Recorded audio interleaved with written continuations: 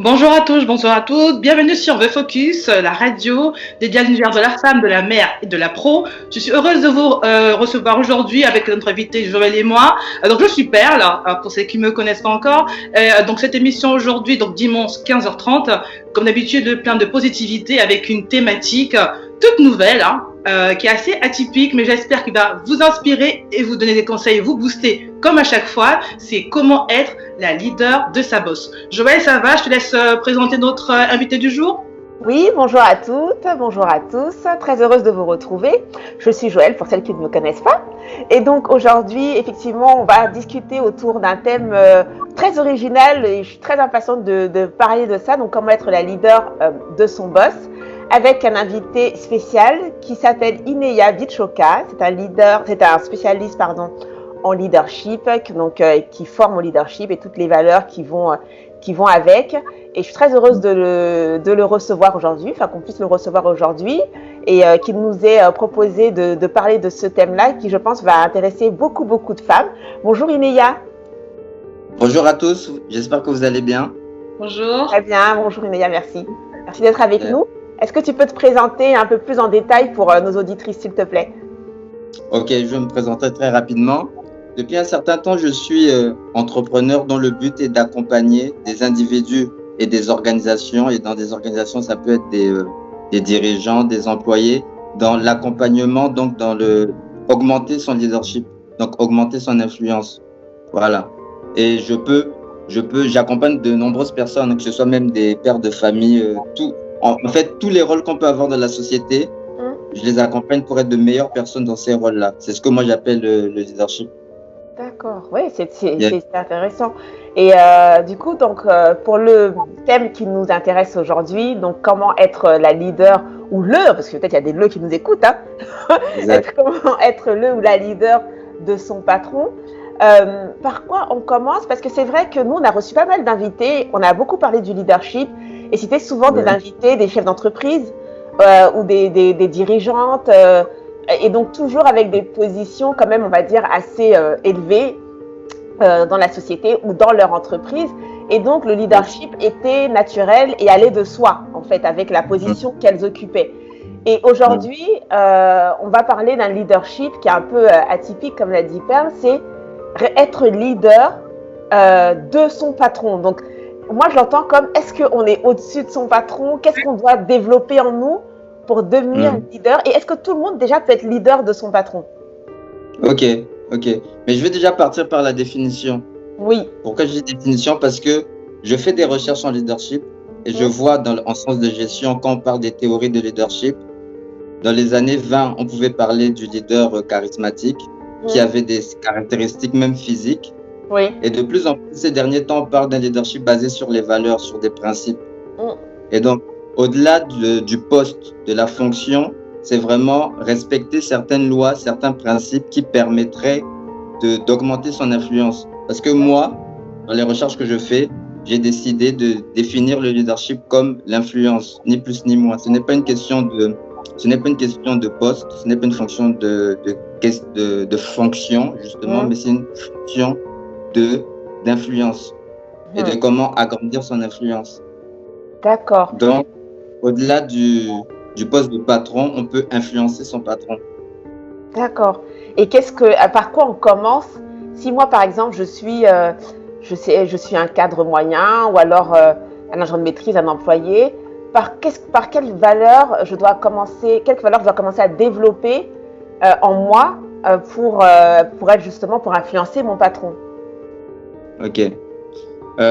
Déjà, pour être le leader de quelqu'un, il faut être leader de soi-même. Donc, je dirais la confiance en soi et la connaissance de soi. Donc, se connaître sa personnalité, ses forces, ses faiblesses, ce qu'on peut apporter de plus aux personnes autour de nous avant de le demander à d'autres. Ouais, c'est intéressant ça. C'est vrai, commencer par soi. Donc, en fait, c'est quand même un travail, oui, mais comme un peu tout d'ailleurs, hein. Tout commence par soi. D'accord. Et donc, qu'est-ce que ça représente? Qu'est-ce qu'on peut faire du coup concrètement? On fait comment pour dire demain, j'ai confiance en moi, je sais qui je suis, j'ai mes forces, mes faiblesses, je les connais, etc. Mais je voudrais diffuser, entre guillemets, et pouvoir influencer mon patron. Comment je procède en fait? Ok. On prend un stylo et un papier et on essaye, mais vraiment, on essaye de se connaître, d'essayer de voir dans son passé quelles sont les forces qu'on a, les faiblesses, ses qualités, ses talents, sa personnalité, les rêves qu'on a, et essayer de les intégrer, de ne pas jouer à quelqu'un d'autre. Et quand on parle souvent de conscience de soi, on parle donc de connaissance de soi, d'estime de soi, être son meilleur ami, se développer, être intègre avec soi-même, donc être honnête avec soi-même, et ensuite se dire que j'ai la responsabilité de ma vie, j'ai la responsabilité de mes actions. Et c'est de cette manière-là qu'on est leader de soi-même avant de le demander à des autres. Et souvent, il y a beaucoup de personnes qui se font accompagner pour essayer de regarder en eux et dans leur passé qui ils sont vraiment. Ouais, je vois. Et t'as une question, Perle? Oui, parce que moi, j'aurais déjà revenir un peu au sujet. Parce que j'avoue que c'est un sujet un petit peu polémique. C'est-à-dire, typiquement, ma chef, elle voit ça dire, mais comment ça, Perle, elle veut prendre le dessus sur moi? Qu'est-ce que c'est cette histoire? Tu vois? Déjà, de revenir un peu à la base, pourquoi on voudrait être le leader de son boss, en fait. C'est ça, en fait, moi, ça m'a intéressé. Forcément, on va en parler dans l'émission, mais quel intérêt pour une personne d'avoir pas forcément l'ascendance, mais d'avoir un certain poids par rapport à son boss? Quel serait l'intérêt? Alors, moi, je vois très bien déjà par rapport à ma boîte, par rapport à ma situation, ça va être utile, effectivement, dans certaines circonstances, on va dire ça comme ça, de pas se laisser marcher dessus, d'avoir une vraie, en guillemets, autorité, pouvoir présenter un projet, être écouté quand on parle, parce que moi, je connais des collègues qui, naturellement, n'ont pas forcément, on va dire, une présence, une pression qui fait que quand ils parlent, qu'on les écoute. Il y en a qui l'ont naturellement, heureusement, je pense qu'on peut en parler un peu dans l'émission, mais c'est vrai que l'intérêt, moi, ce que je peux trouver par rapport à la thématique, c'est de pouvoir faire entendre sa voix. Parce que quand on est timide, Joël pourra en parler, quand on est timide, quand on a un problème de confiance en soi, quand on n'est pas très sûr de ses compétences, c'est vrai que ça peut être compliqué d'avoir une certaine pression, une certaine présence en réunion, de manière générale, dans la vie de tous les jours, avec son boss. Mais pour être un petit peu polémique encore, je crois que si un jour on arrive vraiment boss, leader de son boss, on peut être le boss finalement. Ouais. Est-ce qu'on a besoin d'avoir un boss? Enfin bon, donc ma petite question, c'est de savoir dans quelle mesure ça peut être quelque chose de pas de positif, mais pas malsain. Voilà, d'avoir cette ambition d'être finalement un peu leader de son boss, quoi. Un peu is no good, quoi. Exactement. Justement, c'est ça, c'est bien de parler de No Good. J'aimais bien lire les bandes dessinées No Good avant. Non, mais c'est pas vraiment pour prendre le poste de son boss, c'est pour augmenter son influence. Voilà. Et souvent, un employé peut avoir raison sur certains projets par rapport à son patron, ou alors aimerait le convaincre. Mais pour le convaincre, c'est augmenter son influence. Mais pour le convaincre, il faut déjà être convaincu de ce qu'on fait, être convaincu de ce qu'on est, être convaincu de ce qu'on fait. Et ensuite, cette conviction-là en nous et en ce qu'on fait peut convaincre notre patron. Et c'est comme ça que moi je vois les choses. C'est pas pour prendre le poste de quelqu'un. Pour moi, c'est pas vraiment une question de poste, mais c'est vraiment d'objectif, de vision et comment atteindre cette vision-là pour le bien de l'organisation dans laquelle nous sommes.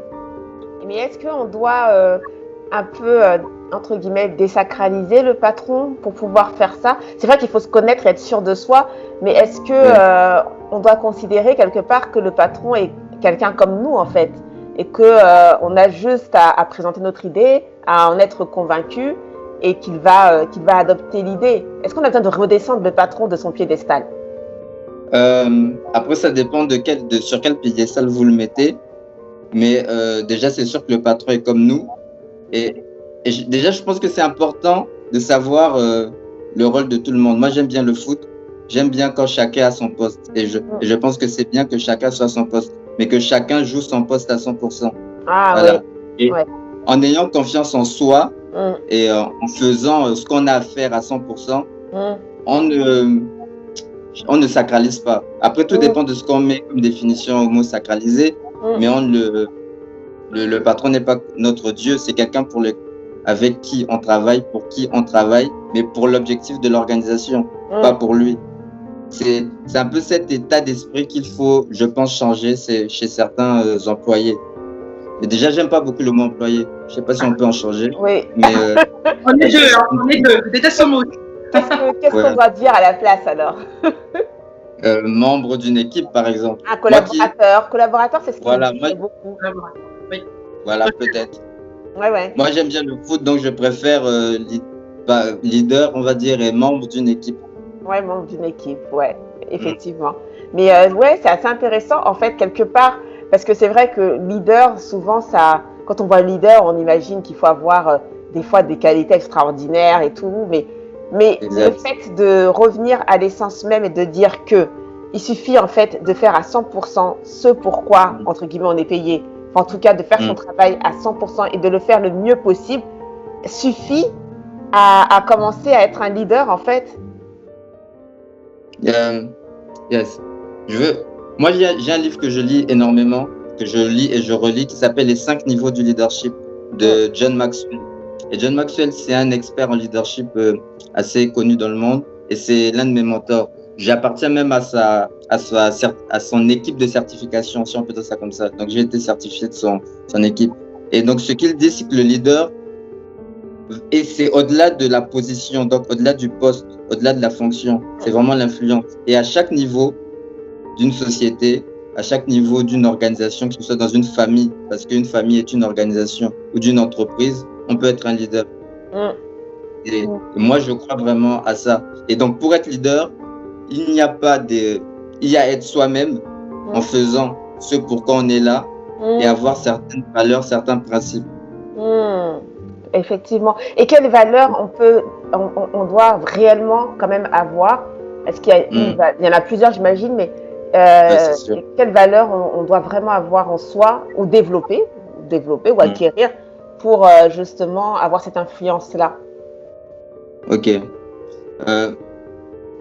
Par rapport à ce que je vous ai dit sur les 5 niveaux de leadership, je vais aller sur des points qu'on peut rencontrer sur les 5 niveaux. Dans le premier niveau, c'est celui du titre. Donc là, on a une position, on est là pour faire quelque chose de précis. Là, le but, c'est de se connaître soi-même et de connaître ce pourquoi on est né pour être à 100% qui on doit être. Donc là, on va dire la valeur, ce serait la conscience de soi, la connaissance de soi. En 2, le niveau 2, c'est le niveau qu'on appelle la permission. Et là, avec des relations basées sur la confiance avec les personnes autour de nous, les personnes nous donnent la permission de les influencer. D'accord. Et donc, à ce niveau-là, après avoir eu confiance en soi, dans le niveau 1, on a confiance dans les autres pour créer des relations basées sur la confiance. En 3, le niveau 3 du leadership, on dit souvent que c'est le niveau de l'atteinte des résultats. Ici, on est un solutionneur, il faut solutionner des problèmes. Et donc, moi, je pense par exemple qu'un employé, le membre d'une équipe, doit solutionner les problèmes de son patron. Je pense. En 4e, le 4e niveau, c'est le développement des individus. Parce que moi, je pense vraiment qu'un leader a pour but d'influencer les autres pour qu'eux-mêmes deviennent des leaders. Voilà, donc, développement des compétences des personnes autour de nous. Donc, je me suis développé, j'ai atteint certains objectifs. Maintenant, j'aimerais développer les personnes autour de moi. Et le dernier niveau, qui est le niveau 5, qu'on appelle le sommet ou le pinacle, c'est le leadership après avoir vécu toute une vie. C'est vraiment rester enseignable, rester humble et se dire, ok, maintenant je suis au sommet, je dois rester au sommet, je ne dois pas dormir sur mes lauriers. c'est ça. Oui. Donc, je dirais déjà ces cinq principes-là pourraient être intéressants pour le membre d'une équipe et pour tout leader, pour toute personne, quoi, selon moi. Ouais, j'aurais dû prendre des notes là parce que c'était intéressant ces niveaux-là. Le replay. Alors, il y a des petites choses qui m'interpellent un petit peu dans ce qui effectivement, je ne connaissais pas ce livre, donc j'ai l'occasion de le lire dans Leadership. Parce que alors, vraiment, quand on voit un peu ce qui se passe en France, on a tendance à mettre sur un piédestal les gens qui ont un certain background, on va dire, académique, typiquement ENA, Sciences Po, Grande École de Commerce, qui ont un certain diplôme, et sans même que les personnes aient fait leurs preuves, on a tendance à leur dérouler le tapis rouge et à supposer qu'ils ont forcément un leadership. Alors, dans mon niveau professionnel, que ce soit dans mes différents postes, on a comme ça, en fait, une sorte de leadership supposé, imposé de fait d'avoir juste eu un diplôme, quoi. Clairement, sans avoir ses preuves. Et moi, ça m'a toujours gênée. Parce que, en fait, vous pouvez avoir aussi un petit peu vécu. Parce que moi, je viens de l'administration des finances publiques où, quand on prenait la formation, on a assez 9 ans en formation à l'école du Trésor. On nous disait, vous serez des cadres A, vous serez des dirigeants, des machins, des trucs. On nous bourrait le crâne en nous disant que vous serez des boss, entre guillemets. Et qu'on arrive en poste, qu'on voit la réalité. La réalité d'une structure, qu'on soit grande ou petite, il y a des êtres humains qui ont un background, qui ont aussi des compétences, qui ont aussi, pour le coup, un leadership, parce que moi j'ai eu le cas dans mon premier poste où vraiment des gens qui ont une vraie stature, un vrai aura, une vraie influence, et le positionnement n'a pas toujours été évident. Je pense que ce qui manque un peu en France, d'avoir apprendre aux gens, effectivement, vous avez des diplômes, c'est bien, mais ça ne fait pas tout.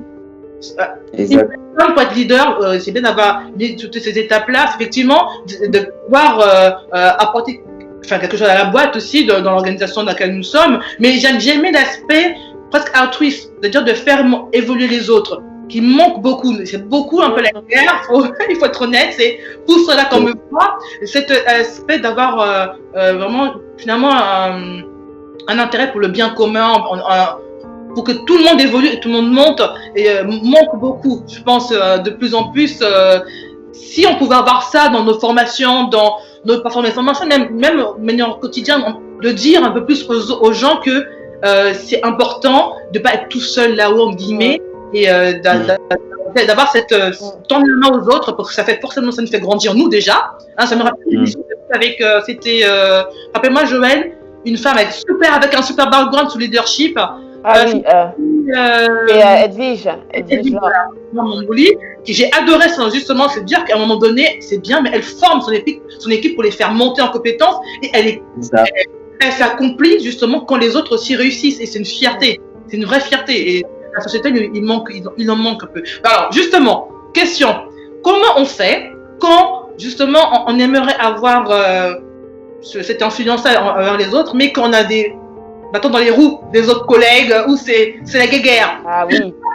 Ça, c'est la vue de toutes les entreprises, de toutes les boîtes, même dans l'administration, c'est pareil partout. Comment on fait pour le positionnement en cas de conflit, en cas de conflit ouvert ou parfois pas très ouvert, même des fois c'est plutôt, comment on dit ça, larvé comme ça, c'est un peu ou carrément hypocrite. Bon, comment fait-on? Non, mais déjà, je pense que ce qui est important, c'est de se dire que le meilleur atout d'une organisation, c'est les personnes. Tu vois, c'est de développer les personnes. Et c'est de ne pas être dans les procédures ou dans les politiques. Voilà. Vous avez donné l'exemple d'Edwige, c'est ça? Le but vraiment, c'est la finalité, c'est de développer les personnes autour de nous et de faire en sorte que l'organisation devienne une usine de leader à leader. Voilà. Et je pense vraiment qu'en augmentant son influence et en permettant à ce que ces personnes deviennent des leaders qui eux-mêmes vont augmenter l'influence, bon, comme toute organisation, il y aura des problèmes, mais les moutons noirs vont disparaître, d'après moi. C'est un peu de ça. Oui, d'accord. Et du coup, un leader, alors si je reviens un peu sur ce que Perle a dit, un leader, enfin, ce qu'on imagine, nous, comme étant un leader, c'est-à-dire quelqu'un qui a une position un peu enviable dans l'organisation, etc., qui a peur de ses employés, on va dire comme ça, c'est pas un leader, alors, en fait. S'il a peur, par exemple, que souvent, on a souvent dans les entreprises des gens qui ont peur qu'on prenne leur place. Qui ont peur qu'on prenne leur place parce que qui ont l'impression ou qui ont peur d'un employé, par exemple, qui serait performant, qui serait aimé par les autres, ou des choses comme ça. Mais du coup, c'est pas un leader. C'est comme a dit Perle, c'est quelqu'un qui a des diplômes, qui occupe une fonction liée à ses diplômes, mais ça fait pas de lui un leader, du coup, alors. Moi, en tout cas, je me fie aux études que je fais et à ce que j'essaye de diffuser autour de moi via le métier que je fais. Il est au niveau 1 du leadership, mais il n'est pas au niveau 2, 3, 4, 5. Il reste au niveau 1.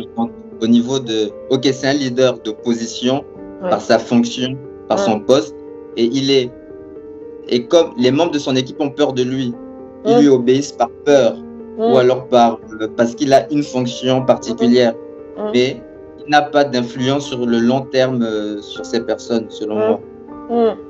Ah oui, ouais, c'est ça. Ouais, c'est très intéressant. Non, mais c'est très intéressant, surtout quand on est. Je trouve que ça ouvre quand même une porte d'espoir, entre guillemets, quand on est à un poste, on va dire, un peu enviable, entre guillemets, de savoir qu'en fait, on a quand même du pouvoir. Parce que souvent, la motivation, ou plutôt la démotivation même, vient du fait qu'on se dit de toute façon, qu'est-ce que je peux faire à mon poste, qu'est-ce que je peux changer, que je fasse ça ou ça change rien, il m'écoute pas, la direction m'écoute pas, ou des choses comme ça. Donc peut-être savoir que ça peut changer si on adopte une autre façon de voir et si on développe en nous notre leadership en fait. Et ça peut créer, ça peut être un moteur d'une certaine motivation quand même, je pense.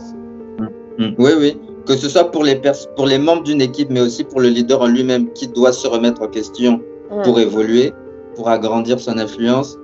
Parce que les 5 niveaux de leadership, c'est vraiment comme un voyage d'un point A à un point Z, si on peut dire ça comme ça. Mais pour passer de A à Z, il faut passer les 24 autres lettres de l'alphabet. C'est la même chose. Si tu restes à A, ta croissance en tant que leader, elle s'arrête. Et par la même occasion, celle de ton équipe s'arrête. Et si ça se conjugue, celle de l'organisation à laquelle tu appartiens. Donc, c'est dans l'intérêt de tout le monde, selon moi, de faire ce voyage-là, de passer du niveau 1 au niveau 5. Et une organisation durable dans le temps et dans son impact, son influence encore sur les autres, pour moi, c'est une usine de leader, un leader. Ouais, je vois tout à fait. Mais en fait, peut-être que ça répond souvent. Enfin, moi, je regardais les films des années 80, souvent les trucs comme Dallas et tout. Ils avaient toujours, les boss, ils avaient toujours une assistante, tu sais, dont ils peuvent pas se passer. Enfin, je sais pas si vous avez déjà regardé ces films. Toujours une assistante, oui, appelée Shirley. Shirley, c'est celle qui. On dirait que le type, il peut rien faire sans Shirley, tu vois. Alors que, quand même, c'est quand même le boss de l'entreprise et tout, tu vois. C'est le dirigeant ou c'est le propriétaire de l'entreprise, mais il y a cette personne, en fait, qui sait tout, qui fait tout, qui anticipe ses besoins, tu vois. Et donc, quelque part, elle n'est pas boss, c'est vrai, c'est pas elle la big boss. Mais tu as quand même l'impression que si tu séduis pas Shirley, tu peux pas atteindre le big boss, tu vois. C'est ça. Donc en fait, c'est ça qu'on doit être. C'est ça peut-être être le leader de son. Mais c'est vrai. C'est vrai. Et le jour où Shirley est malade, rien ne fonctionne. Voilà, c'est ça. Ça fonctionne pas pareil. C'est exactement. Ça. Donc en fait, tu deviens une sorte de. On dit que personne n'est indispensable, mais quelque part, tu deviens un peu. Indispensable à ton équipe ou à ton boss, et peut-être que c'est là que tu sens quand même ton influence, quoi. Exactement. Parce que pour moi, justement, une des manières d'être le leader de son patron, si on peut dire ça comme ça, c'est combler par ses forces, par les forces qu'on a. Donc déjà, il faut les identifier. Par les forces qu'on a, combler les faiblesses de son patron. Et c'est comme ça qu'on peut devenir comme Shirley, comme tu disais. Je vais donner un nom à la leader de son boss. Oui, mais c'est clairement ça. Mais tu vois, justement, en parlant ça m'interpelle aussi un petit peu parce que, tu vois, quand on arrive à cette position-là, c'est important, comme ce qu'on disait au début, de se connaître, de savoir sa place et que chacun, comme disait au début, d'être à sa place, de faire 100% ce pourquoi il est, sa fiche de poste, entre guillemets. Parce que si on a besoin pour exister, là on peut la nuance, si on a besoin pour exister d'avoir cette impression ou d'avoir envie que quand on n'est pas là, ça marche pas. Moi, je pense qu'il y a un problème pas d'estime de soi, mais d'image avec soi-même. enfin, pas si vous je veux dire. Moi, j'en vois j'en ai vu dans une professionnelle des personnes qui, tout le temps besoin qu'on sache quoi, ils ne sont pas là, ben, c'est la merde, quoi. Puis qui le disent tout le temps, qui le clament haut et fort, effectivement, qui bossent, là, on parle compte que c'est des personnes qui sont des bosseuses, qui donnent beaucoup, peut-être même un peu trop, tu vois, à la boîte, mais qui ont besoin de se dire, ah ben, j'ai fait ci et ça et ça et ça, et quand je suis pas là, ben, c'est la merde, quoi, tu vois. Et moi, ça m'a toujours gênée. Moi, je suis quelqu'un, en fait, qui aime travailler pas dans l'ombre, enfin, comme disait Joël, moi, je suis quelqu'un de très posé, très calme, j'aime pas j'aime pas le conflit, mais j'aime que les choses avancent, mais calmement, j'aime pas qu'il y ait des discussions stériques, enfin, j'aime pas perdre mon temps, voilà, clairement, et j'aime pas mettre en avant tout le temps ce que j'aime pas besoin, ça c'est super présent sur moi, mais ce que je trouve que c'est pas utile, voilà, quand il faut bosser, mais d'avoir ce côté, ah ben t'as vu, j'ai fait ça, machin, tout ça, ah ben j'ai pas là, bah t'as vu, c'était n'importe quoi, tu fais bien les bureaux, hein. Ça voit que... Et moi, ça m'a toujours... Je me dis, mais quel est le besoin? Enfin, par exemple, moi, je suis quelqu'un, quand dans mon travail, j'aime bien mettre des fiches de procédure, j'aime mettre en place des choses, je suis pas là, voilà, on prend la fiche de procédure, tac, le truc, il est fait. Moi, je conçois le travail comme ça, en me disant justement le bien commun, et puis... ou aussi prosaïquement, hein, qu'on me laisse tranquille, hein, qu'on m'appelle pas le week-end, des machins, père, c'est pas si, machin, tu vois, c'est tout con, mais il y en a qui, je sais pas, c'est un besoin viscéral. Et pour moi, c'est pas être leader, parce qu'il y a justement, il y a ce côté, effectivement, sans toi, ça marche pas tout à fait, mais en même temps, on crée un peu ce faux besoin là. Moi, ça me gêne beaucoup, parce que vous en pensez, mais je trouve ça bizarre. Ouais, donc est-ce que, en fait, la question de terme, c'est un peu, est-ce que vouloir être la leader de son boss, c'est pas une façon de se mettre en avant et de combler peut-être aussi une faille, peut-être en nous, ou un manque de confiance, bizarrement? Est-ce que c'est ça ou non? Ou alors, qu'est-ce qu'il faut faire pour que ça ne soit pas ça, justement? Ça part encore de se connaître, de savoir qui on est. Et s'il y a certains trous à combler en nous, dans notre personnalité, des manquements. Et là, on parle beaucoup d'estime de soi. C'est vraiment avoir une bonne estime de soi. Et moi, clairement, je définis l'estime de soi comme être son meilleur ami. Voilà, être son meilleur ami. Et quand on est son meilleur ami, bah, on a envie d'être le meilleur ami des autres, sans toutefois être dépendant émotionnellement. C'est vraiment ça. Et justement, être un leader, c'est être interdépendant et faire en sorte que les autres soient interdépendants. Ce n'est pas parce que on parle souvent de la mentalité de leadership, l'état d'esprit d'un leader ou un état d'esprit de croissance. C'est passer d'un état de dépendance à un état d'interdépendance. Et beaucoup de gens de notre société, je pense, font en sorte de rester à être indépendants. Donc, ils passent de dépendance à indépendant. Mais le stade ultime, selon moi, c'est l'interdépendance. Et quand on est dans l'interdépendance, on n'est pas obligé d'être présent parce qu'on a formé d'autres personnes qui peuvent faire notre travail à notre place.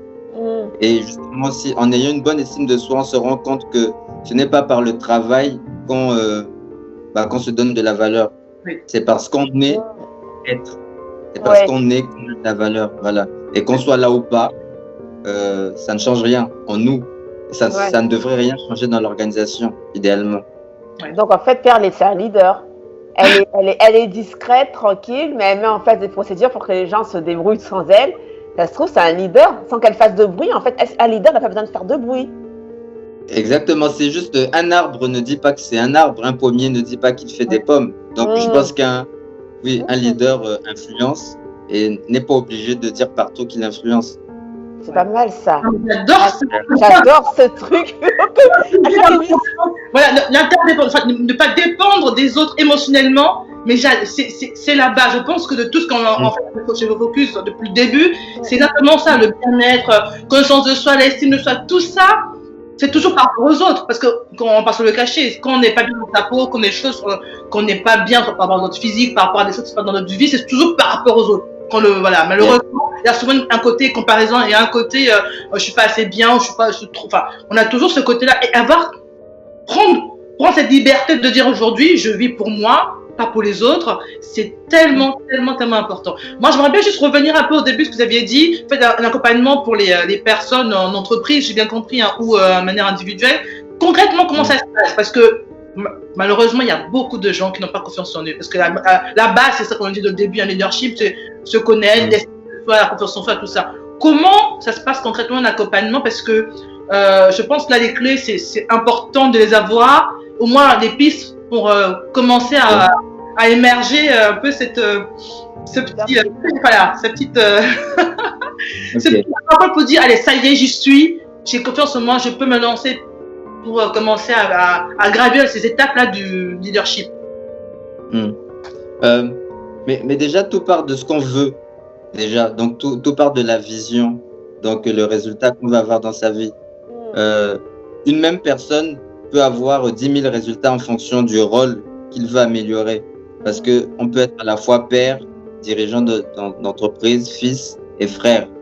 Donc, quand la personne vient me voir, elle me dit déjà pour le rôle qu'elle veut, dans lequel elle veut s'améliorer. Par exemple, je veux être un meilleur père. Ok. Qu'est-ce que ça veut dire être un meilleur père pour vous? Donc, quelle est la vision? Quel est le résultat que vous souhaitez? Et donc, une fois les résultats donnés, maintenant, on va rentrer dans un processus. Ça peut être 4 fois par mois, 2 fois par mois, on va se voir très souvent. Et on va discuter. Et en discutant, c'est comme faire au départ, c'est faire une évaluation, un diagnostic pour savoir ce qu'il manque pour atteindre ces résultats souhaités. Et au fil du temps, dans nos discussions et surtout les actions qu'il faudra amener, la personne va progresser. Mais moi, je ne suis là, et c'est pour ça que j'aime bien le mot accompagner. Je suis là juste pour accompagner, pour permettre à ce que la personne atteigne ses objectifs. Et en l'accompagnant, on voit ce qu'il manque ou ce que la personne a pour atteindre ses objectifs. Je ne sais pas si j'étais clair. Oui, bien sûr, oui. Oui, non, mais effectivement, c'est bien être leader de son patron, parce que nous, on l'a pris dans le cadre de l'entreprise, effectivement. On a dit de son boss, donc cadre d'entreprise. Mais si mon boss, c'est mon mari, je sais comment je fais. Je corriger des projets. Parce que là, je suis en train de penser qu'on va faire plusieurs émissions sur le thème. Si mon boss, c'est mon mari, ça commence à me saouler. Là, j'ai envie d'être son leader. Donc, en fait, je peux venir te voir et te dire, voilà, moi, mon projet, c'est d'être le boss de mon mari. En gros, de l'influencer. Comment je peux mieux influencer mon mari? Mais est-ce qu'on rentre dans quelque chose de l'ordre de la manipulation, Inéa? Non, c'est pas de la manipulation. Mais c'est pour ça que lorsqu'on parle de niveau 4 de leadership, on parle de développer les autres. Parce que développer les autres, c'est permettre à ce que ces personnes-là développent leurs propres compétences et volent de leurs propres ailes pour être interdépendants. Le leadership, c'est vraiment permettre à ce que les gens soient interdépendants. La manipulation, c'est maintenant vous êtes dépendant de moi et je veux faire en sorte que vous soyez dépendant de moi toute votre vie, tant que moi, ma vision, les résultats que je souhaite soient atteints. Non. Souvent, l'interdépendance, à un moment, il faut se détacher. Et justement, un leader de niveau 4 et niveau 5 ne doit pas avoir de problème à ce qu'il y ait des gens qui se détachent. Parce qu'il veut aussi le bien des personnes autour de lui. D'accord. Donc, en fait, on peut être... si j'ai une maman, par exemple, si on prend dans notre rôle de maman, très souvent, on a un peu peur que ça peut arriver. Hein. Bon, moi, j'ai pas ça. Au contraire, je cherche à ce qu'elle se détache. Mais il y a des mamans... qui ont un peu peur que les enfants volent de leurs propres ailes. Quand ils quittent l'état un peu de dépendance, on arrive à l'adolescence, par exemple, et qu'ils n'ont plus besoin de toi pour sortir, plus besoin de toi pour manger. Bon, à part pour que tu achètes la nourriture, mais ils commencent à avoir leur propre goût, etc. On peut se sentir un peu dépossédé et un peu dépossédé de son rôle de maman. Et donc, est-ce que de ce côté-là, ça voudrait dire qu'on doit passer à une autre étape de leadership de maman? Il y avait le côté un peu primaire, c'est-à-dire je nourris mon enfant, je change ses couches, il a besoin de moi pour faire ci, ça. Et on doit passer comme ça à des étapes. C'est un peu ça, être mère, en fait. Tu passes souvent des étapes à dire, là, je suis une mère, mais différemment. Et puis encore après, il a 15 ans, c'est encore différent. Il a 20 ans, ça devient encore différent. C'est un peu ça. C'est ça, exact. C'est comme les 5 niveaux. C'est comme les 5 niveaux dont on parle. À un moment, les parents seront comme des tuteurs. après ils seront comme des mentors, après ils seront comme des meilleurs amis. C'est ça. Et c'est se poser la question de savoir pourquoi je ressens certaines choses quand l'enfant, par exemple, dans ce cas, se détache. Et c'est travailler sur soi. Et en fait, la connaissance de soi et la conscience de soi, c'est un travail de toute une vie, en fait. Oui. Totalement. Et c'est pour ça qu'être un leader, c'est aussi un travail de toute une vie. On ne se repose pas. On apprend tous les jours. Ah oui, non, c'est vrai. C'est un boulot, mais c'est une perspective aussi intéressante parce que déjà, c'est une perspective de développement et nous, sur la radio, on essaie toujours de voir comment on peut s'améliorer en tant que femme, comment on peut s'améliorer dans le sens où se sentir de plus en plus à l'aise avec la personne qu'on est, surtout. Et effectivement, ne pas se sentir enfermée dans son rôle, que ce soit de mère ou d'épouse ou même d'employé, de pro, etc. Ne pas se sentir enfermée comme étouffée. Et le fait de se dire, je peux être leader de mon boss, mais aussi de moi-même, en fait que quelque part, ton rôle dans cette organisation-là, que ce soit familiale ou entreprise, etc., c'est un rôle qui est infini, en fait.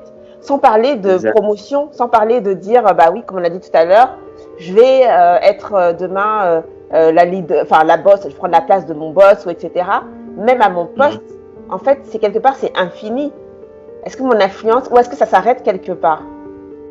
J'aime bien définir le leadership comme l'influence, mais je définis aussi être un leader comme être la meilleure version de soi-même et en permettant aussi aux autres d'être la meilleure version d'eux-mêmes. Et ça, je pense que la fin d'être la meilleure version de moi-même, c'est lorsque je meurs. Donc c'est vraiment, pour moi, ça n'a pas de fin. Comme en tant qu'être humain, on doit toujours être prêt, et toujours faire du sport pour bien être physiquement. Et souvent, avec le temps, on devrait encore faire plus de sport et faire attention à son alimentation. C'est la même chose en tant que leader. C'est faire attention, être attentif. Ouais. Et est-ce qu'on doit réfléchir c'est vrai, à pourquoi je le fais? Parce que moi, je reviens là dans l'entreprise. Imaginons que moi, je viens de te voir et je dis, ouais, moi, je voudrais développer mon leadership, j'occupe tel poste, tu m'aides, etc. Mais est-ce que en moi, j'ai la volonté, peut-être que ça m'emmène un jour à occuper la fonction de mon boss, par exemple, ou est-ce que c'est uniquement pour faire mon travail le mieux possible, aider au mieux mes collaborateurs, ceux qui sont dans mon équipe, ou mon boss? Parce que quelque part, le pourquoi, il compte quand même dans la démarche. Parce que si je le fais, par exemple, pour avoir la place de mon boss, et qu'au bout de 4 ans de leadership, où je suis Shirley, où il ne peut jamais se passer de moi 5 ans, 6 ans, et que je suis toujours Shirley, je suis pas Shirley plus. Il y a un moment, est-ce que je développe aussi une sorte de déception qui peut m'emmener à arrêter de me développer, en fait, de m'améliorer? Oui, c'est comme au niveau alimentaire, on pourrait appeler ça un peu de l'obésité. Même au niveau du leadership, il faut éviter d'être obèse. Donc, il faut savoir pourquoi on fait les choses, où on va, donc les résultats souhaités, la vision, mais aussi pourquoi on fait les choses. Et le pourquoi, justement, le pourquoi, c'est une question très importante quand on veut être un leader. Parce que peut-être on fait des choses pour de mauvaises raisons. Donc, et c'est en soi qu'on va regarder pour savoir pourquoi on fait les choses, pour changer de pourquoi si c'est pas le bon pourquoi. Et ensuite, après le pourquoi, c'est se mettre en route pour ce pourquoi-là, pour cet objectif. Oui, parce qu'il ne faut pas que ce soit... effectivement, on peut être démotivé. Moi, j'imagine quelqu'un qui se donne à fond, qui fait 100% à son poste, qui a de l'influence parce qu'elle aide les autres, elle s'aide elle-même, elle aide les autres, etc. Mais qui se dit qu'en faisant ça, normalement, elle mérite. Voilà, c'est ça, c'est l'ordre du mérite. Elle mérite d'avoir une promotion, etc. Et puis on lui donne pas, ça vient pas quand est-ce au moment où elle l'attend, et qui pourrait, oui, avoir tendance à peut-être ralentir et à dire à quoi ça sert, finalement. Et je pense que c'est un danger justement. Donc être leader, c'est être en mouvement tout le temps en fait. D'où l'intérêt dans ces cas de partir. Hein. Quand ça arrive à ce stade dans une boîte, c'est vrai. Justement, le but de la Shirley, c'est de faire des Shirley dans l'organisation, ou alors pourquoi pas monter une organisation dont le but sera de faire d'autres Shirley. Shirley miniatures. Ouais, Et c'est pour ça que, comme tu dis, le pourquoi c'est important. Ouais, c'est vrai, Shirley, il faut qu'elle pense. C'est vrai que si à un moment JR ne donne pas sa place à Shirley, il faudrait qu'elle pense à aller créer sa propre compagnie de pétrole. Pourquoi pas, justement, avec tout ce qu'elle a appris. Avec tout ce qu'elle a appris. Non, c'est vrai, non, mais c'est important de dire aussi, c'est vrai que ça ouvre sur d'autres choses et pas seulement d'être la leader de son patron, mais peut-être qu'à un moment, à force de te développer, tu vas avoir envie d'être ton patron, entre guillemets, mais moi c'est ce qui m'est arrivé aussi un peu. Hein. Je ne sais pas si j'étais leader de mon patron, mais en tout cas, c'est aussi ce qui m'est arrivé. Donc oui, ça ouvre le champ des possibles, hein, en fait. Exact. Et justement, le champ des possibles, il doit toujours rester ouvert. Et l'une des manières pour que le champ des possibles reste ouvert, c'est de rester enseignable. Et donc, de ne pas être un réservoir, comme au foot, de passer la balle. Quand tu reçois la balle, tu la passes. Et donc là, c'est de rester enseignable et de se dire comment je peux m'améliorer. Ok, dans mon domaine, je suis bien, mais il faut que je grandisse. Il faut que ma maison, elle grandisse. Ouais, c'est vrai. Très intéressant. Exactement. Alors, sans aucun jugement de valeur, aucun. Hein. Vraiment, je précise, on a beaucoup, pendant notre doctorat, des gens qui ne veulent pas que ça change. C'est toujours, qui est le moins de vagues possible, qui font le même poste, au même poste pendant, limite toute leur vie, qui sont toujours, qui font la même chose. Voilà. Ça ne bouge pas, il n'y a rien, qui ne se remettent jamais en question, qui ne veulent pas faire de formation, ou de même pour, intellectuellement, juste pour évoluer, pour voir autre chose. Mais qui, paradoxalement, veulent être leaders. Je ne sais pas si vous avez un peu il y a un truc qui m'a toujours un peu interpellé. Je me dis, mais alors, je ne comprends pas le paradoxe, en fait, de vouloir que rien change, mais en même temps que d'évoluer. Voilà, je ne sais pas si j'arrive à me comprendre. Alors, booster ce genre de personnes, c'est pas toujours évident. Hein, il faut se le dire. Et des fois, ça peut être en guillemets agaçant, je veux dire ça comme ça, et d'expliquer aux personnes que tu veux changer, tu veux quelque chose dans ta vie, tu peux pas être à la même place tout le temps sans te donner un petit coup dans les fesses, quoi, un petit peu en essayant de faire en sorte que ta vie change pour ce que tu veux en mieux, hein, comme je disais au départ, de savoir le pourquoi et comment on veut y arriver. Et c'est bien qu'il y ait des gens comme vous qui accompagnez les personnes. Alors, on mettra tous les liens, comme d'habitude, hein, pour de nos sites et réseaux, d'avoir des personnes qui accompagnent, d'avoir peut-être ce déclic à dire aux personnes qu'on ne peut pas changer sa vie en ne faisant rien. Je sais pas si c'est... Ouais. C'est pas possible. Il faut se bouger, il faut se piquer, il faut se secouer, se trouver en soi l'impulsion. Et puis si on peut pas trouver des gens qui nous aident à le faire, hein. J'en parle à Joël, ils sont timides. Oui, moi j'accompagne. Hein. J'accompagne aussi, moi je suis comme une Eya. Exactement, accompagner. Mais il y a souvent ce paradoxe que je m'explique pas. Est-ce que c'est une peur? Est-ce que c'est plus un mimétisme? On voit l'autre briller, on voit l'autre avoir du poche. Ah ben moi j'aimerais bien. En fait, mais non, on fait rien. Enfin, je sais pas si c'est bon. Après, chacun va midi à sa porte. Hein. Mais moi, je sais que j'en ai dans mon entourage des personnes un peu comme ça où des fois je me dis, vas-y quoi. Tu peux le faire, mais qu'est-ce qui te retient? C'est pas toujours évident. Je sais qu'il y a la peur forcément, mais effectivement pour le leadership, je pense que ça joue aussi d'avoir cette impulsion là. Mais pourquoi et puis y aller quoi. Mais bon, c'est. Mais justement, tu as donné un bon mot. Pour moi, leader justement, quelle que soit la fonction, quel que soit le poste, encore une fois, je répète, c'est celui qui essaie de donner l'impulsion. Et souvent, c'est dur de donner l'impulsion. Ça peut prendre du temps. Voilà. Mais c'est vraiment la personne qui dit, allez, on y va. Et c'est donner de l'espoir, par exemple, ces personnes qui n'arrivent pas à bouger. C'est leur donner un espoir, leur donner de la force, leur faire voir. En fait, c'est comme si on enlevait des œillères. Et en leur disant, OK, voici en fait ce que toi, tu es possible de faire. Ouais. Et c'est vraiment ça. Ouais. Mais est-ce que juste en étant soi-même, juste sans vraiment avoir, sans avoir vraiment de démarche de leadership, sans avoir en tête le côté je veux influencer mon patron ou truc, mais juste en étant soi-même de la meilleure manière qu'on est, est-ce qu'on est déjà un leader ou un influenceur? Moi, je pense que oui. Comme je disais tout à l'heure, c'est moi personnellement, quand une personne est dans un projet, le simple fait qu'il soit convaincu de son projet, qu'il soit courageux dans ce qu'il fait, moi ça m'influence. Et j'ai envie de m'intéresser à cette personne-là. Ouais. Voilà. Et c'est pour ça que souvent on parle de communication. Pour moi, la communication, c'est au-delà des mots. C'est déjà les émotions que tu transmets par ce que tu fais. Et on dit aussi, on peut dire que c'est aussi une valeur du leadership, c'est l'exemplarité. Ah oui, c'est ça. C'est la reproduction. Je fais ce que je vois. Pas nécessairement ce que j'entends, mais d'abord ce que je vois.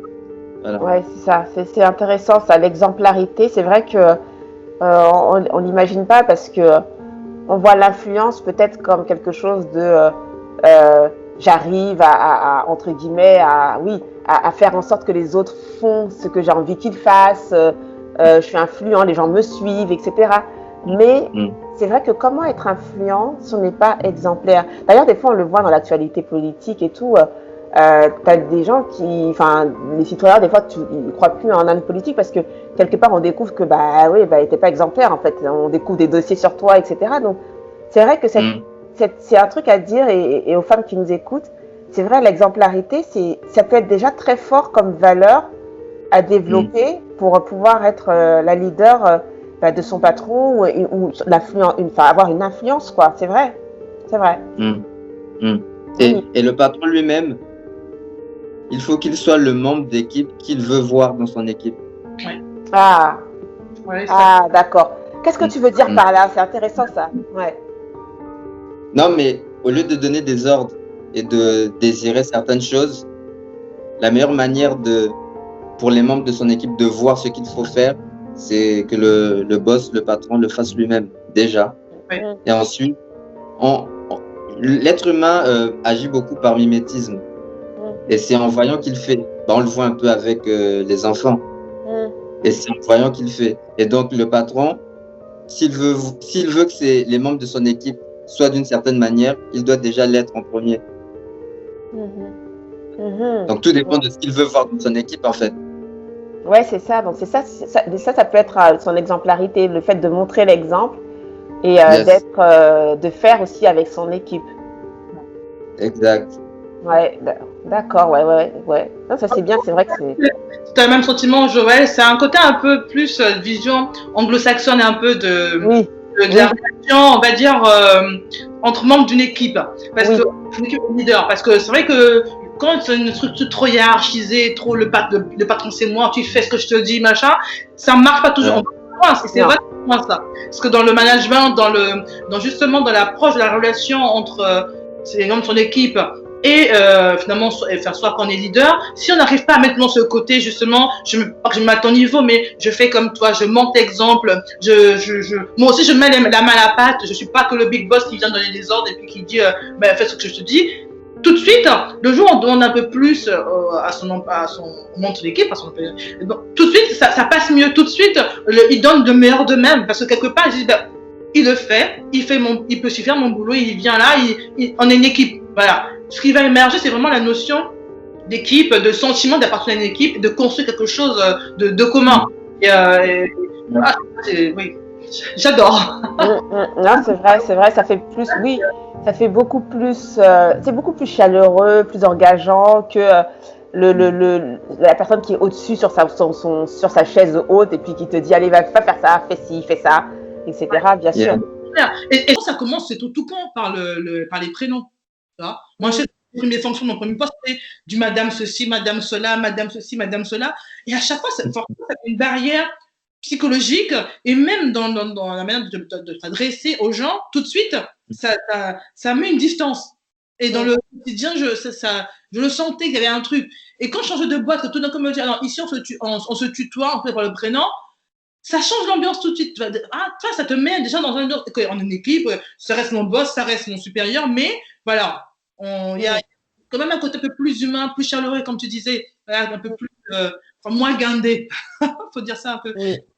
Déjà moins guindé. Et je pense que pour le leadership, c'est important d'avoir donné ce sentiment-là aux autres. de créer cette une forme de cohésion finalement. Ça, C'est très intéressant.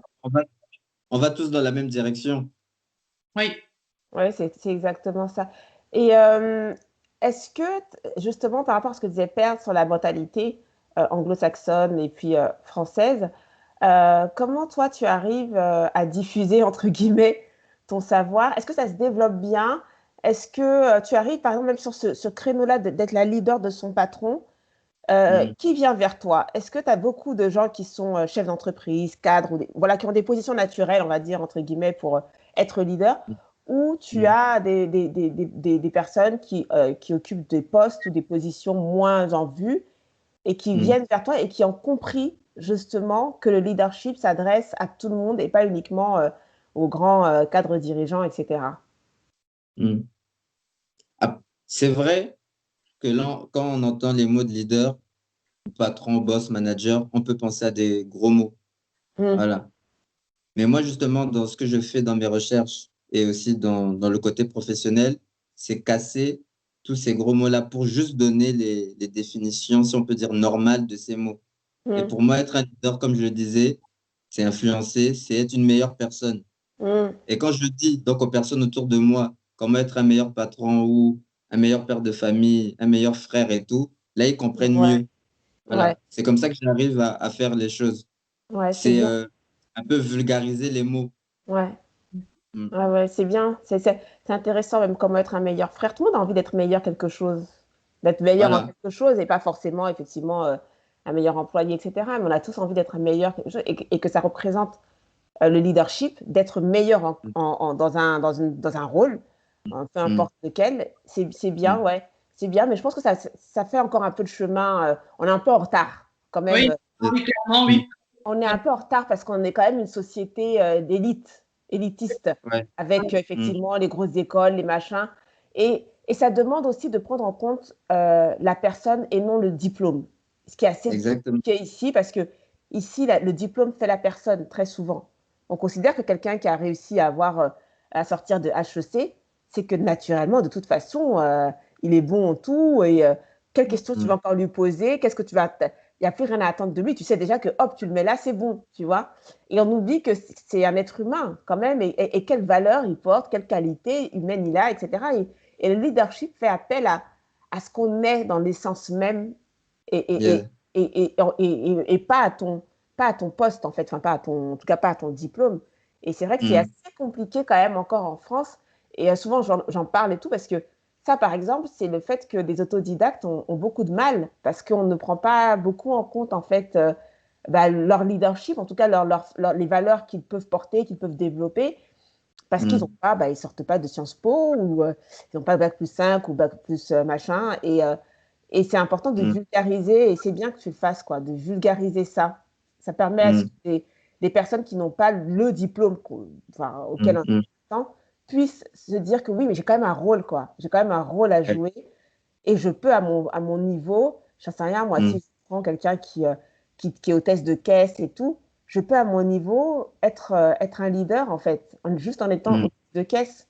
Et qu'est-ce que je vais développer en étant hôtesse de caisse pour être un leader et influencer mes collègues et mon patron? Ouais, je pense que ouais, c'est un vrai boulot quand même, hein. C'est un vrai boulot. C'est une vision différente quand même.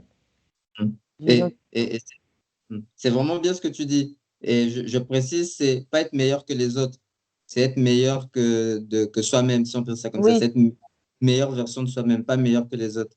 Mais c'est Oui, vraiment vrai ce que tu dis. Vraiment. oui. C'est un métier. ouais.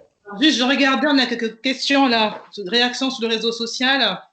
Une leader n'a pas vraiment besoin d'entendre des autres qu'elle en est une. Parfois même, elle ne se rend pas compte elle-même. Oui. Ah, ouais. C'est Oui, vrai. Mais oui. bon, il y en a qui le sont naturellement, effectivement, qui sont naturellement leaders et qui des fois, n'en ont pas conscience d'ailleurs. Mais effectivement, alors, autre réaction. Alors, question. Est-ce qu'on peut être leader en tant que femme et en tant que pro?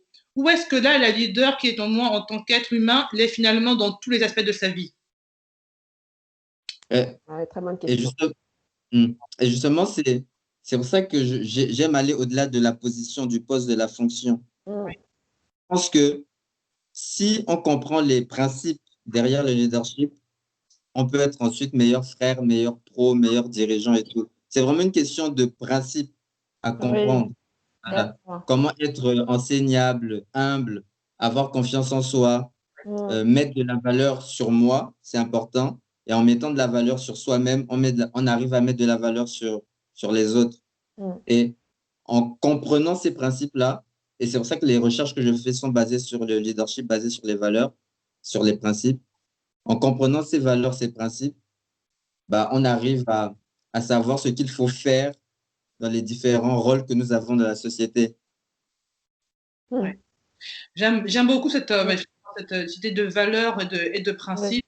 Parce ouais. qu'il y a un côté un peu, peut-être pas moral, mais aussi, je pense qu'il renvoie aussi à nos propres, je pense, notre éducation, tout ça. Mais c'est important de remettre ça au début, parce que disait Joël, quand on sort de grandes écoles, on a beaucoup de diplômes, je pense qu'on souvent on dit aux gens, mais vous êtes les meilleurs, vous savez faire Mm. ci. C'est même par exemple qu'à Sciences Po, par exemple, on apprend aux futurs politiques comment un peu, pas biaiser, mais un peu voilà, manipuler l'opinion publique dans les discours. Ils sont formés comme une élite qui va diriger le monde. Et, et pourtant, et malheureusement et heureusement, je veux dire, ce sont des êtres humains avec leurs défauts, avec leurs qualités. Il y a des gens il y en a qui sont pas du tout, qui n'ont pas de principe, qui sont là que pour écraser les autres. Et il y en a aussi qui ont un vrai cœur, qui ont envie d'aider, qui ont envie de travailler, œuvrer pour le bien commun. Mais tous, au final, ne sont pas des leaders. Mm. Et j'espère qu'un jour, on arrivera en France, enfin, à le comprendre, que des profils un peu plus autodidactes, comme disait Joël, qui, pour le coup, ont une vraie bouteille, ont une vraie expérience, ont un vrai parcours de vie, qui est la meilleure preuve qu'il soit que on n'a pas besoin d'avoir. C'est comme j'ai même de dire, des fois, c'est même mieux de ne pas en avoir, parce que il y a un côté qui déforme, mais c'est vrai, qui déforme. Ils sont dans un moule, dans une manière de penser, dans un schéma. C'est comme ça et pas autrement. Et finalement, c'est un côté un peu déshumanisant. On perd un peu finalement le côté principe, le côté un peu voilà qui on est, où est-ce qu'on veut aller. Et c'est bien un jour, ce serait bien qu'un jour on arrive vraiment, vraiment en France. Voilà, c'est dire aux gens, c'est pas parce qu'on a fait tel diplôme qu'on est forcément les meilleurs. Et dire aussi aux autres, c'est pas parce que vous n'avez pas tel diplôme que vous êtes nuls. Tu vois, est-ce qu'on arrive à cette vraie avancée, mais c'est dans la mentalité. C'est vraiment dans la mentalité. Et j'espère, mais ceci, heureusement, les réseaux sociaux, ça aide aussi un peu à ça, d'avoir un peu plus de visibilité. Toutes les personnes qui finalement arrivent à faire de l'accompagnement, arrivent à faire même avoir une vraie influence, hein, parce que le moins influenceuse aujourd'hui, un peu galvaudée, mais voilà, malheureusement, on pense que c'est des gens qui sont là pour vendre des marques, des machins, des trucs, des placements de produits. Non, moi j'adore quand tu fais des comptes des personnes typiquement en surpoids, parce que tu vois la personne, elle te donne une motivation. Des comptes d'une personne qui a été brûlée par un incendie, qui malgré ça, elle se met en valeur, elle te donne des gens qui ont un handicap physique. Voilà. Ça, c'est moi. Mais moi, j'ai des gens vrais, qui ont des vrais parcours de vie, qui te disent elle y arrive, elle y va, ben moi aussi, hop, tu prends ton truc là et tu y vas, tu vois. Et, bon, heureusement, ça vient petit à petit, mais je pense de plus en plus avec l'entrepreneuriat aussi. Des gens qui font de plus l'entrepreneuriat qui, quelque part, pour moi, c'est un vrai leadership. Comme ce que je disais tout à l'heure, croire en soi, créer, faire un projet, se lancer et lancer sa boîte, mais c'est énorme. Pour moi, c'est énorme. C'est vraiment bon. C'était ma petite minute. Je voudrais, comme on arrive sur la fin, moi je voudrais savoir, il y a le combo parfait, parce que là je suis en train de réfléchir entre tout ce qu'on a dit sur la nana, j'allais dire la nana, enfin le monsieur ou la dame qui voudrait être le leader de son boss, et en même temps on a dit aussi beaucoup ce que devait être un leader, donc le boss en lui-même, tu vois. Donc est-ce que le combo parfait, vraiment le parfait, c'est l'employé, entre guillemets, qui cherche à être leader, enfin en tout cas une meilleure version d'elle-même, etc., mais qui est l'employé d'un boss qui lui-même est un vrai leader. Est-ce que si on a ce combo-là, parce que tu peux être l'influenceur, entre guillemets, enfin, te développer toi-même, mais quelque part, tu travailles pour un vrai tocard, quoi. Tu vois, un vrai tocard, laisse tomber. Bon, tu vas quand même faire ce que tu vas faire parce que tu le fais pour toi en premier, mais quelque part, ce que ça aurait pu donner pour l'organisation, c'est un petit peu, c'est à moitié seulement parce qu'en face, il y a un tocard. Donc, est-ce que le combo parfait vraiment pour développer une organisation. Et pour ceux qui nous écoutent, on a peut-être des femmes ou des hommes qui sont patrons, etc. C'est d'avoir, oui, de recruter, parce que c'est bien ça aussi, de penser au RH, de recruter une personne au-delà de ses diplômes, mais qui a une volonté farouche de s'améliorer, de faire les choses correctement pour elle et pour les autres, et en même temps, qu'elle travaille pour quelqu'un qui, lui, est un vrai leader. Ça veut dire qu'il y a une volonté que cette dame-là ou ce monsieur se développe également. Est-ce que pour moi, ce serait vraiment la perfection, quoi? Non, mais ouais, vraiment. Mais les diplômes, c'est bien, mais la mentalité, l'état d'esprit, c'est mieux. Oui. Et avoir cet état d'esprit d'interdépendance, donc quelle que soit la position, quelle que soit la fonction, mais retrouver cet état d'esprit d'interdépendance dans chacune des positions, c'est toujours mieux. Ouais, c'est ça. Mieux. C'est ça. C'est que chacun s'appuie sur l'autre s'appuie.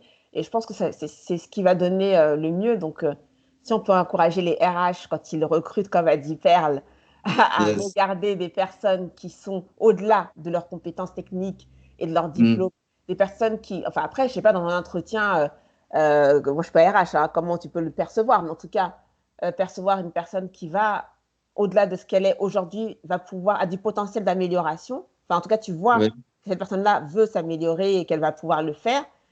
Et de recruter aussi, pardon, mais des managers ou des directeurs de machin qui ne sont pas que qui sortent pas seulement de dire j'ai fait Sciences Po, etc., mais qui ont en eux-mêmes aussi ces valeurs ou ces principes-là et qui ont envie que leur équipe monte, quoi. Faut faire attention à ça dans les recrutements. Exactement. Ouais, l'état d'esprit, la mentalité, c'est très important. Et ce désir-là, cette soif de progresser en faisant progresser les autres en même temps. C'est ça. Je pense qu'en fait, ça aussi, il faut que tu reçoives des RH, hein, parce qu'il y a trop d'employés. Non, mais il y a trop d'employés qui souffrent. Il y a vraiment trop d'employés qui souffrent. Il faut que tu ailles former les RH à repérer. Tu sais, il faut qu'ils repèrent le futur manager qu'ils vont engager, ou etc. Et la future employée comme quelqu'un qui a une réelle volonté de progresser, quoi. Attends, quand même. Oh, ah non, vraiment, on finit sur ça. Vous entendez, hein? Bon. On finit sur une engueulade. On les engueule. Changer les choses. Bon, en tout cas, merci beaucoup, Inéa, d'avoir passé cette heure avec nous. C'était très intéressant. Est-ce que tu peux nous rappeler pour nos auditrices le titre du livre sur le leadership, sur les 5 niveaux, là? C'est quoi? Oui. Les 5 niveaux du leadership de John Maxwell.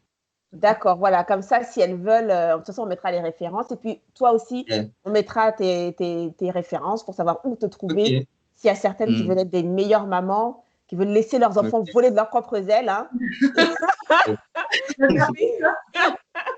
Ou des meilleurs pros, ou des meilleures femmes, tout simplement. Voilà, des meilleurs nous. Meilleure version de soi-même. Ouais, on veut être des meilleurs nous, c'est tout, quoi. Voilà. Donc, voilà, qu'elles sachent où te trouver si elles ont besoin d'un accompagnement, parce que quelquefois, on n'a pas totalement tous les outils en nous, hein, malheureusement. Ce serait bien, mais des fois, on manque d'outils. Donc voilà, merci beaucoup, Enéa. Merci, Perle. Merci à vous. Merci, Joël. Mais merci d'être invité. Encore une belle émission. Oui. Une heure passée, même pas sentie. Vraiment, j'espère qu'on a ouvert des portes, qu'on en a fermé quelques-unes, mais pas trop. Pas trop, ouais. Qu'on a formé les mauvaises et qu'on a ouvert les bonnes. Exactement. Exactement, c'est le but. Donc, toujours avec plaisir de retrouver donc, le Focus. On vous dit à très bientôt, donc dimanche prochain, pour une nouvelle émission à 15h30, n'oubliez pas. Et on vous remercie de nous écouter tous les dimanches. On vous dit à très bientôt donc, sur le Focus, l'univers de la femme, de la mère et de la pro. À bientôt. Bonne journée.